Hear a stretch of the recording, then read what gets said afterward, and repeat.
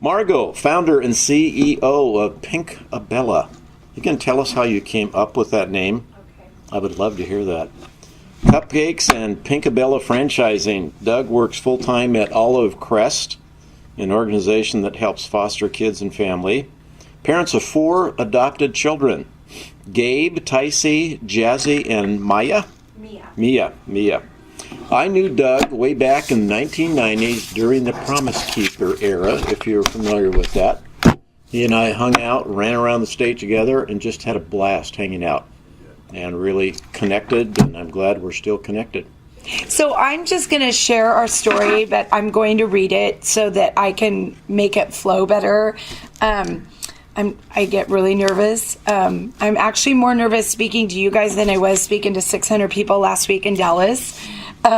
Because I couldn't really see the people last week, and the lights were blaring, and there were lots of them, so I didn't have to key in on anybody. But today is a little more difficult. But I'm just going to read. Is that okay with you guys? Okay. So, as you know, I am Margo Ingberg, wife of Doug. I am the founder and CEO of Pinkabella Cupcakes. I'm a wife, a mother, and an entrepreneur. Today I'm going to talk about passion and what it has to do with creating a company that is both economically valuable and has a purpose. But first, I'm going to tell you the story of how it all began and how my passion for cupcakes was born. I spent 20 years out of college until I founded Pinkabella Cupcakes, running and operating a successful house cleaning service. I cleaned for anyone from big company execs, professional athletes, and little cute old ladies. I loved serving my customers, and in many ways I founded a ministry to be able to assist and provide customers with the value of taking time off their plates. Though I loved that business, something stirred in me a desire to do something more. My husband Doug and I have 4 adopted children. They are now 19, 17, 14, and 9.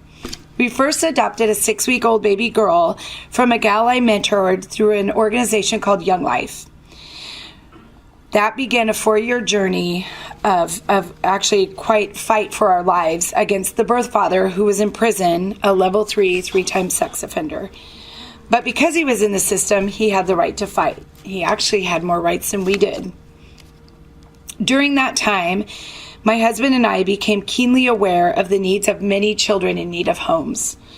If Doug were telling the story, it would be that we can have kids when we get married, but I'm not going to go to all extremes to have children. We're not going to adopt, and we're not going to do anything it takes to have children, because he had a previous marriage with a daughter that was grown, and he's like, my daughter's 19. I'm kind of been there, done that. So he wasn't willing, but you'll find out very soon that his heart was changed. And it was through Jasmine that Doug had a complete transformation. We just became so aware of many, many children in need of homes through just that one little girl.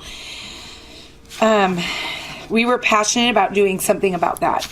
So we started the process to adopt another child, just one more.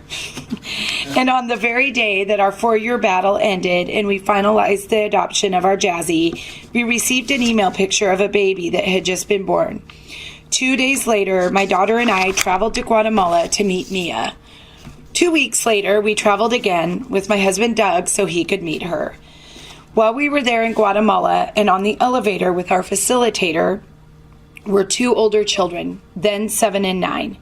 In Spanish, they were asking the facilitator something. We didn't speak Spanish. She was shaking her head, no.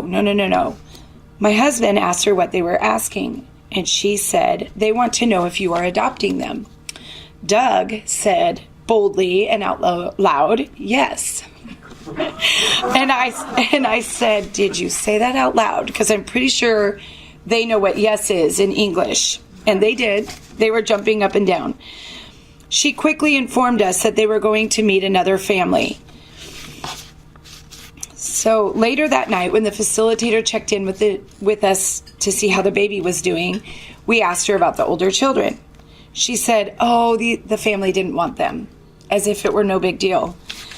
I said, did she say that in front of them? And she said, oh, yes, but they're used to that. Which kind of it broke our hearts. We had no plan or money to adopt 2 more children.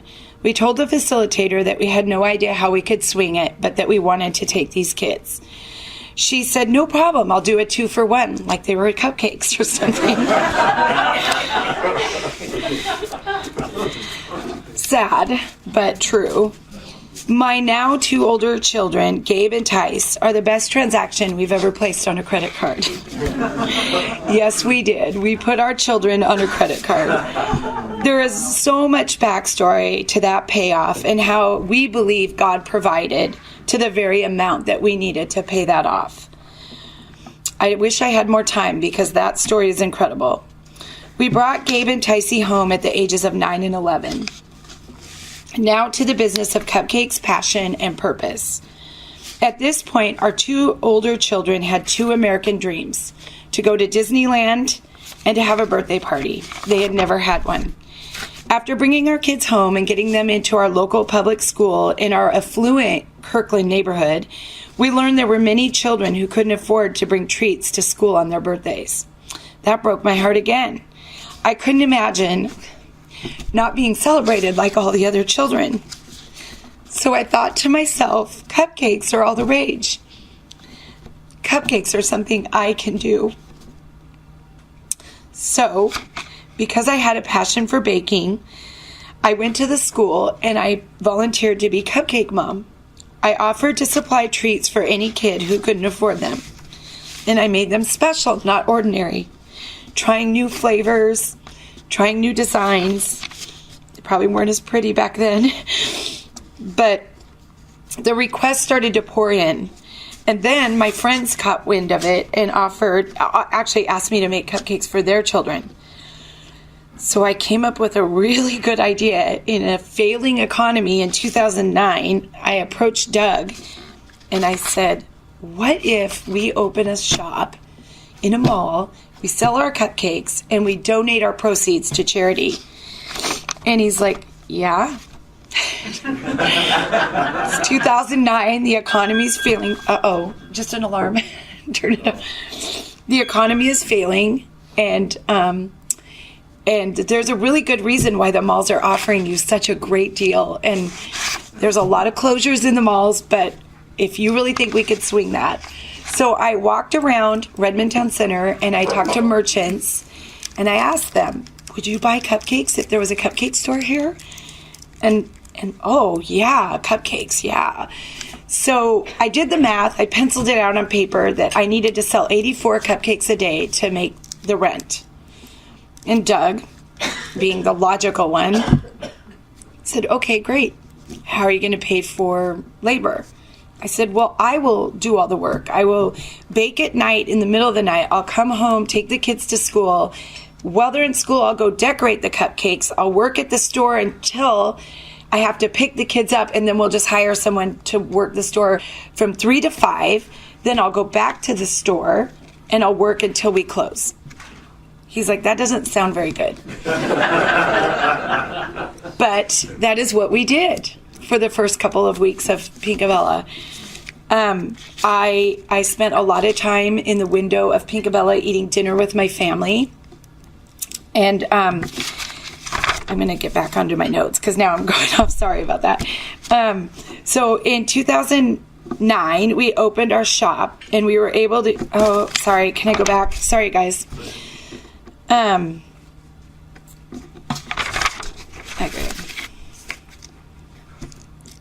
Okay, sorry. We truly believed that this was our calling, that we were to step out in faith and make this happen. And that is how Pinkabella was born. We opened our first and our flagship store at the Redmond Town Center, and on opening day, we sold 2,000 cupcakes. Wow. I needed to sell 84. We sold 2,000 cupcakes, and to date, we've donated over 500,000 cupcakes to charity organizations that help raise money for nonprofits. Our mission became about helping people. It's what drives me every day. Small business is hard, but when you have a vision and a purpose beyond your profits, your mission is accomplished. I get asked all the time, are you profitable? And I say, I have no idea. Bookkeepers do not love me. But I'm not kidding, they don't. But I will say, having a passion to help kids and people in need and the employees that are like family to me are what drives me. At Pinkabella, I don't measure our success by a P&L, but by the difference we get to make in the lives of people around us. When you have a passion that gets you up every day, that weathers the storms, and others count on you for a job, I feel, how can you not work hard to make a profit in order to further kingdom work? Who knew there could be so much drama in cupcakes? Owning a small business means just that. Your staff is small, and in the beginning, it was just me and one other. I can do it all. There was very little time for sleep, let alone family time. Most of the time, as I said, family time meant eating dinner in the window of my little shop, where my husband would tote the children down to bring dinner, and we'd eat dinner together. It has been a family affair since the inception, and now 7 years later, my 3 older children work the stores, and my son makes the buttercream for the entire company while attending a local college. My kids used to bring me dinner. Now I get to bring them dinner. It doesn't end here. With the pressure of growth, we finally decided to open some franchises. This has been a painful 2 steps forward, 1 step back. To date, we've sold 5 franchises, and in the first 8 months, we had to terminate. I struggled. I knew that my franchisee would be very angry. She would lose her investment, and that was very hard for me. But at the same time, I needed to protect my employees and my brand that has been used in so many ways for kingdom work. I had to rely on God for protection against lawsuits and lost customers. It has not been easy.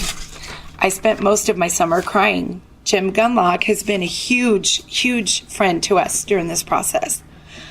But I found ways through this experience to be able to live out my faith in a public way, inviting others to journey with us, Jim Gunlock, to help us weather this storm, whether it be guiding us to the next person that could help us or just encouraging us to press on. That has been how we spent most of our summer.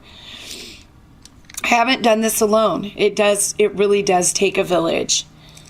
I have had a community of faithful people who have walked beside me and guided me in my faith and in my work. Mentors and friends that have helped me build a culture that reflects everything that I stand for. I have a core of incredible managers that have been with me almost since the very beginning. I have a family that shares the same purpose for the business of doing good. My children have learned the value of sacrifice and working hard and giving back. Gosh, every time I talk about my kids, they are all incredibly grateful and generous far beyond their years. It really does take a village around you to create an environment that we have created. I'm going to leave you with this. Turning passion into profit for me happened when I identified my life purpose. I made a connection between my faith and my ability to fulfill that purpose. I focused on building a strong, profitable brand and aligned my ambition for my success with one greater than myself. Passion is not what we say, it is what we do. Sorry if that was a little shaky, but I do way better at answering questions. So, and Doug can come up. He's the fundraiser for Olive Crest, which raises money for finding children in foster care permanent homes.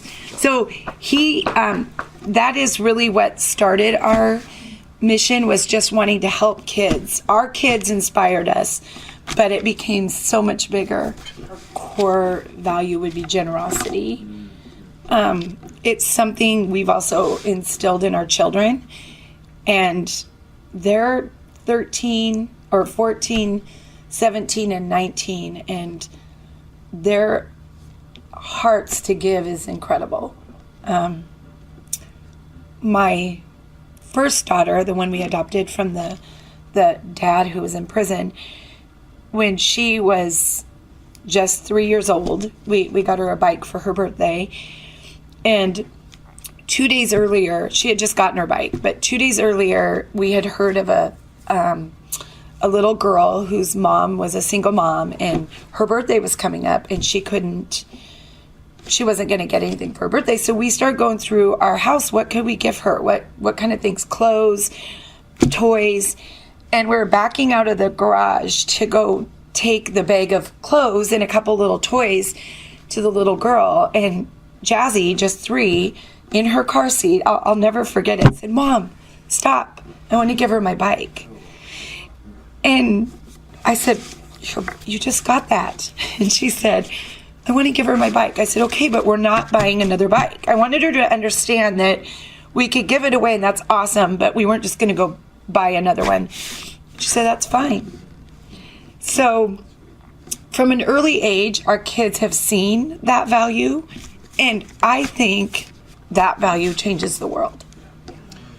Well, and to add to that, yes, absolutely. Generosity was really the genesis of Pinkabella while we started it, but also the value of community, because I think Margo and I both recognize that. Oh, jeez. I have all my alarms set up to pick up kids. Hopefully they get to school today, right? That's overrated. But, yeah, I didn't know how to turn it off. No, I just had to turn it down. Anyway, but also just the value of community, because we realized that there's no way that we could do this alone. It's just a great community of folks that we're connected to that have been such an encouragement to us. And we feel a sense of socially responsible back to the community, because it's a community that supports us. And so lots of customers will come in and buy cupcakes and do a lot of weddings and all of that. So we feel it's like we really want to bless the community back for how we're blessed by them. So Before I started and was brainstorming, my daughter's favorite book was called Pinkalicious. And you probably have read it to your grandchildren and your daughters. It's a story about a little girl who loved cupcakes so much and ate so many she turned pink. Well, being naive as I am, I thought, what a cool name for a store. Pinkalicious. Who wouldn't want to come there? So I did a little bit of research and found out that the author of the book, who is very, very famous, why would she find me, right, if I named my store Pinkalicious? But she had trademarked books and toys, but nothing else. So it was available. And we were Pinkalicious for the first 6 months. But 5 months in, I got a letter to decease, cis and decease, or however that word is. But so we were like, yeah, that would, I don't know how she can do this. So we did hire an attorney, and he was like 99% positive that you would win this, because she did not trademark baked goods. But, for us, our core value was, we founded Pinkabella to be able to give back. And at 5 months in, we were already writing checks to every organization that we were passionate about to be able to give money. And I just couldn't bear the thought of giving money to a lawsuit to save a name. I was 4 months in. We were just about to open our second store. I hadn't made the sign yet. So I thought, I'm going to change my name. But because I wanted our name to be recognizable, like our brand to stay somewhat similar, because in 4 short months, we were very well known. We had people calling us from malls everywhere to open. I kept the script the same, the Pinka, and then I just took my Mia's middle name is Isabella, so we took the Bella. But because I don't get angry very often, I just get even. I wrote my own book called Mia and the Magic Cupcake. And so that is on Amazon if you're interested. It's a cute little children's book, and so yeah. And just practically, Pinkalicious, you tell go to our website, pinkaliciouscupcakes.com. How do you spell Pink? I don't know, but Pinkabella is a lot easier too. So just So I was in college and graduated from Seattle Pacific, I went on to work for I graduated with a teaching degree, but I ended up working for a large church up north as the CE director, or was it CE? Children, Christian Ed director. And gosh, it's been a lot of years. And our church went through a split, and so kind of in the midst of that was a lot of turmoil, and I decided and I was teaching in the Marysville School District as a special ed teacher. So I decided during the summers I needed to make more money than just, getting the paycheck during the school year. So I started cleaning for the principal at my school, and she just started passing my name out, and she's like, but you better come back in the fall. Well, I realized very quickly, being single and thinking at that time, I'm so old and I'm single. I was just out of college. And I think it was all of my friends were getting married in college, and I wasn't. So I kind of had this little panic attack that, oh my gosh, I will never own a home. I'll never have anything if I don't do something bigger than the paycheck that the school paid me. So I built enough clientele that summer to start cleaning, and I was like, this is pretty good money. I moved north or south down here to Kirkland, and the money got better.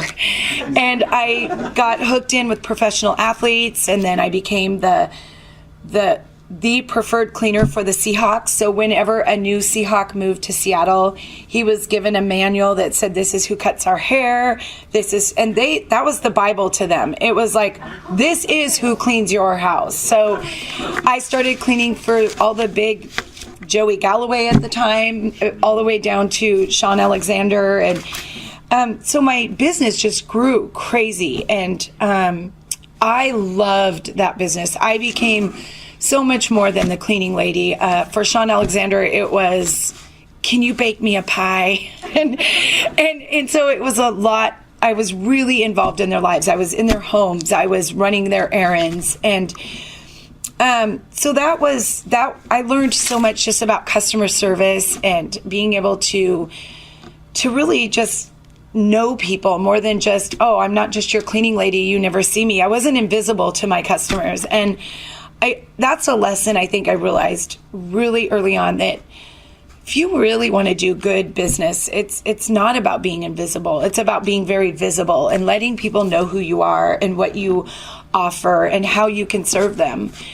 My cleaning business was incredibly successful. I had customers that were completely distraught when I became Pinkabella, because I'd cleaned for them for 20 years. And I've cleaned for many people that I've never met, because they were referred, and I just had a key to their house. And to this day, I've never seen them because they work.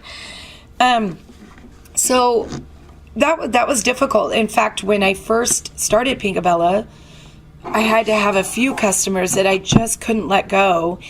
I was still finding a way to clean their house while I was running my shop. Wow. And they fired me. They said, for you, I'm going to fire you because you are here because you feel guilty. And so, I loved it, but I also knew that my time was running out.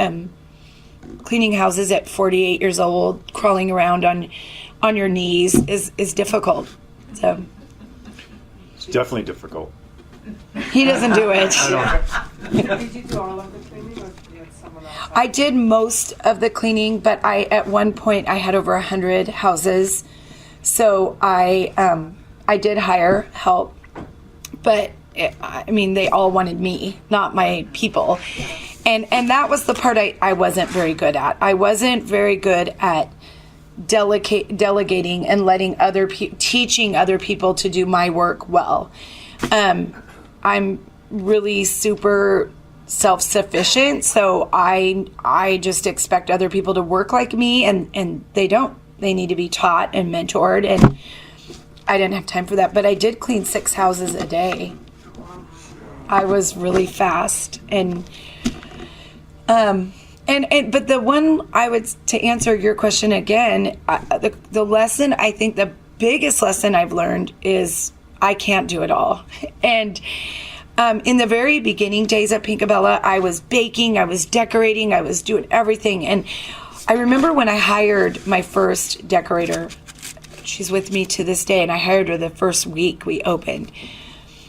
I used to think when people would say, "Oh my gosh, your cupcakes are beautiful," that it wasn't mine anymore because I didn't decorate it, right? And that was really hard for me to let go of. I felt like, gosh, I birthed this, I created this. So I've come a long way with so-and-so did that. Isn't it amazing? And being able to give my employees the credit and know that at the end of the day, it's still something we built together, and it's still what we stand for. But we've brought so many other people into this that get to really reap the glory of everything Pinkabella stands for. You know, I have 5 core managers that have been with me. One celebrates her 5th year today. We've only been in business 7 years, and 3 of them have been with me for 7 years, my baker included, who did just give me her 2 weeks notice this week, and I was so sad. All good for her though. You know, you're very hands-on with them. You communicate a lot with your. Yeah. You know, there's a lot of open communication. You treat them as you empower them, so you let them be creative and do their work. You're not micromanaging. You're not hounding them. You're not you really encourage them. So. And they're a part of our family. I mean, they eat dinner at our house. They come over. They're part of Thanksgiving. 2 of them have lived with us. Yep. Yeah. So they're very ingrained in who we are. Are you taking applications? I need a baker. Turn the oven on. Yeah. Well, No, he doesn't. No, he doesn't. we have directions for that. It's called an ops manual. Turn the dial to 350. I'm qualified. We did just become a franchise, and we're super excited. After the little fail that we had this summer, I was like, I'm done. I'm not franchising. And our attorney, who was amazing, said, he said, you have built this thing. You have spent all this money to become a franchise. You cannot stop here. So I spent the last 8 months just fighting my franchisee, which was very difficult, and not really fostering any of the calls I was getting. And we had a new franchisee sign yesterday, so we're really excited. I'm meeting with him after this today. And we have lots of interest. So I'm excited to kind of get back to that, because I really believe the more money we make, the more we get to give. And that has been what drives us every day, is being able to give more. I mean, we live in the same house. We're running almost a $1.5 million company, and in cupcakes. Can you believe that? And we don't live any different. We don't go to Hawaii 5 times a year like all of our friends do. It's fine, but we don't have the luxury because we didn't change the way we lived. I mean, we do go on vacation, don't get me wrong, and we are going to Hawaii again, but we drive the same cars and we live in the same house, and our kids do not think that they're entitled to anything. And we've had a lot of money run through our hands, but we're broke. Always broke. We're taking donations today. I'm expensive for speaking. No, I'm just kidding. I'm joking. As you're adding franchisees, is your goal to add people that share your vision for generosity? That is always our goal. And I thought my franchisee was going to be all of that, because what she was attracted to, she had followed me on Facebook for years, and she said, I love your spirit of giving. And she was none of that. And I really believed she was. I do have someone on board with me now that's helping me with this process. I do know, though, the way we will still control that is we are paid royalties, we are paid a franchise fee, and we can give off of that. So, Yes, I love that. She was none of that, down to a 1 dozen donation to her customers, and that we couldn't terminate her for that. It was so much more. It was buying product at Safeway and selling it at our store. It was that bad. So just so you have a little bit of background, it's not like I just went in there and stripped her. It was horrific. And the employees were super mistreated, and that is totally against my core. My employees are, like I said, they sit in our house at our dinner table, and she really abused her customers and her employees. She didn't show up for 2 weddings this summer. That's a pretty big deal. So, Oh my gosh. and it's terrifying. Yeah, it was terrifying to go through that. But we're rallying, and if any of you, I did take back the stores. So I took back Issaquah. So if any of you live in that neighborhood or frequent that neighborhood, we would love your support. That store is really struggling from the damage that was done. Slowly, we're seeing our numbers should be at about $900 a day, and they're at like $150 to $200. And so we need help. So if you know people that live in that, encourage them to get their cupcakes and cakes. We do amazing specialty cakes at our Issaquah store.